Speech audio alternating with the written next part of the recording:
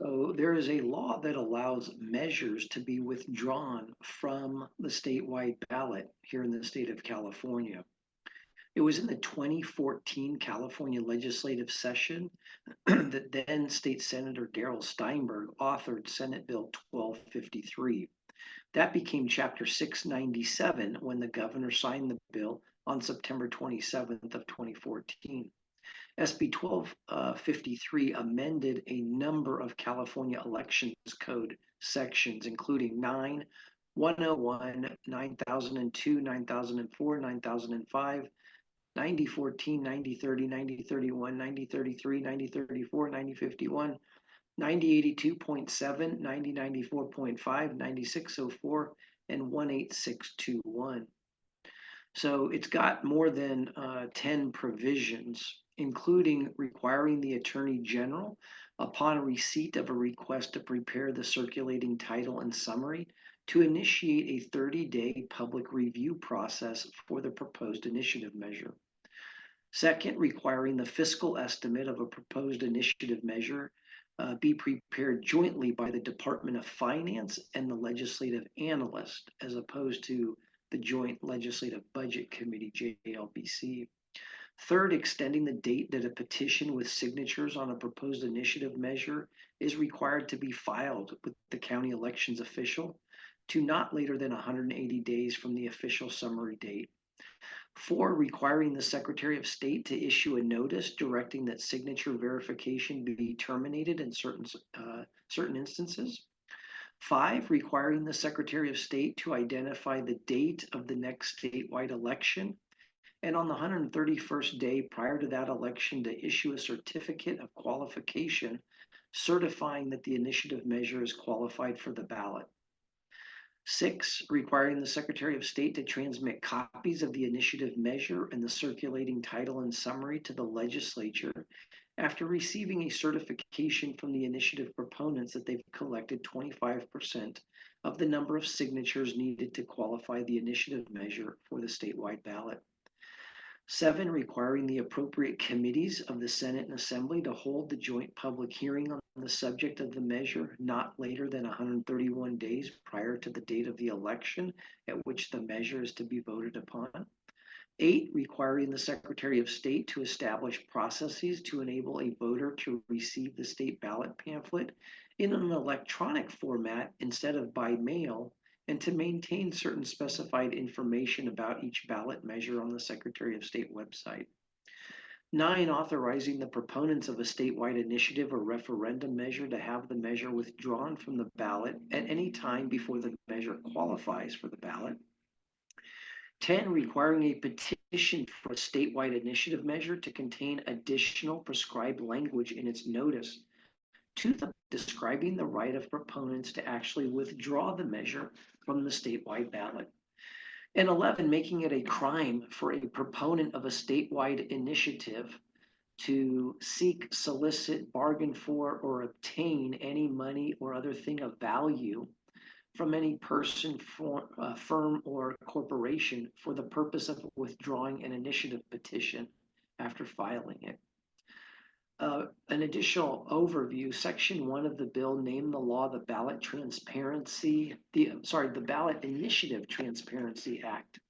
Section 2 of the bill sets forth 5 legislative findings and declarations, including one related specifically to the withdrawing of measures. And it says, identifying and correcting flaws in an initiative measure before it appears on the ballot. Currently, proponents of an initiative measure have few options to correct the language of an initiative measure or to withdraw a petition for a proposed initiative measure, even when flaws are identified. This act would give voters an opportunity to comment on an initiative measure before the petition is circulated for signatures. Public comment may address perceived errors in the drafting of or perceived unintended consequences of the proposed initiative measure. By extending the time for gathering signatures, this act would give the legislature the opportunity to hold earlier public hearings to review initiative measures. This act would also allow the proponents of an initiative measure to withdraw the measure after the petition and signatures are submitted to elections officials, but before the measure qualifies for the ballot. Section 4 of the bill requires a petition to gather signatures to contain the following language. Quote, the proponents of this proposed initiative measure have the right to withdraw this petition at any time before the measure qualifies for the ballot, unquote. Section 5 of the bill requires the Attorney General to initiate a public review process for a period of 30 days. The proposed initiative measure is required to be on the AG's website, and the AG must invite written public comments on the proposed initiative measure, which do become public records, and therefore they're subject to inspection during work hours. Now, during this 30-day review period, the proponent of a measure may submit amendments to the measure that are quote unquote reasonably germane to the theme, purpose, or subject of the initiative measure as originally proposed. However, amendments shall not be submitted if the initiative measure as originally proposed would not affect a substantive change in law. Section 7 of the bill requires the Department of Finance and the legislative analysts, rather than the JLBC that was provided for under prior law, to prepare the estimate of the amount of any increase or decrease in revenues or costs to the state or local government, or an opinion as to whether or not a substantial net change in state or local finances would result if the proposed initiative is adopted. This, of course, is the fiscal analysis.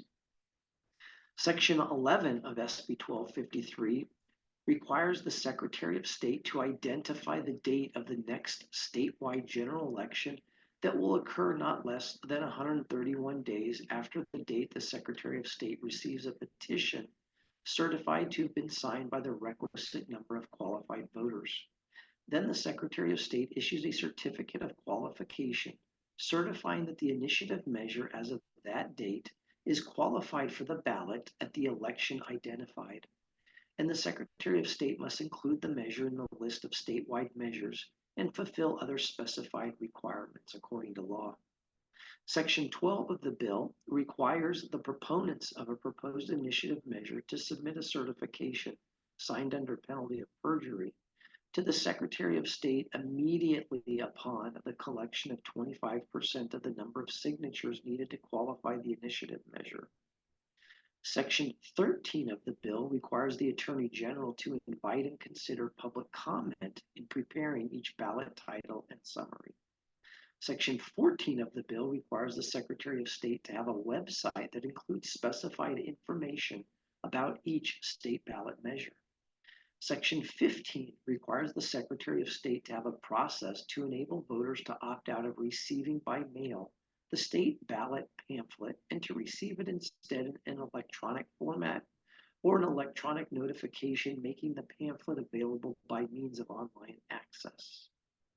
Section 16 of the bill amended Elections Code Section 9604, and it provides that, quote, the proponents of a statewide initiative or referendum measure may withdraw the measure after filing the petition with the appropriate elections official at any time before the Secretary of State certifies that the measure is qualified for the ballot, unquote. Now note here that existing Elections Code Section 9604 already provides the following. So the new addition was Subdivision B.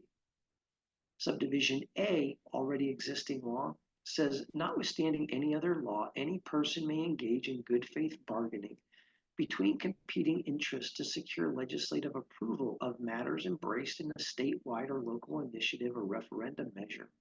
And the proponents may, as a result of these negotiations, withdraw the measure at any time before filing the petition with the appropriate elections official. Subdivision C, again already existing law, says that withdrawal of a statewide initiative or referendum measure shall be effective upon receipt by the Secretary of State of a written notice of withdrawal signed by all proponents of the measure. And finally, 9604 Subdivision D says withdrawal of a local initiative or referendum measure shall be effective upon receipt by the appropriate local elections official of a written notice of withdrawal signed by all proponents of the measure. Finally, there's Section 17.5 of the bill that provides that the proponent of an initiative or referendum cannot seek, solicit, or obtain any money or thing of value for obtaining signatures or withdrawing an initiative petition after filing it with the appropriate elections official.